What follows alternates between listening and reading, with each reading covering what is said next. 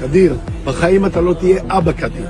Kadir, sən heç vaxt ata olmayacaqsan. Bu sözləri İsrailin İfrat Sağçı Milli Təhlükəsizlik Naziri Ben Gvir Türkiyədə yayımlanan Eşrəf Rüya serialının qəhrəmanı Kadir obrazı haqda səsləndirib. Kadir, בחיים אתה לא תהיה אבא Kadir. אתה אולי חי בסדרה טורקית, אבל אנחנו חיים כאן בישראל.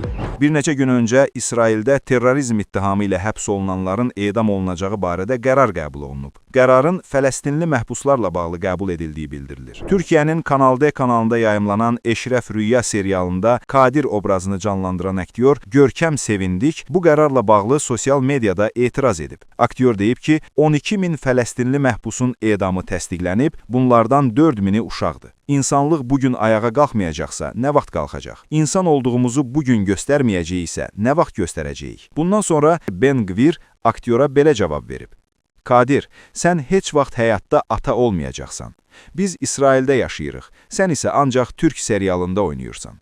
O, Fələstinliləri nəzərdə tutaraq əlavə edib ki, terroristlər üçün edam cəzası artıq təsdiqlənib. Görkəm Sevindik, nazirin çıxışından sonra mən hər yerdə zülmə qarşıyam. Dünyada vicdanı və əxlaqı olan hər bir insan müharibəyə qarşı olmalıdır deyə açıqlama verib.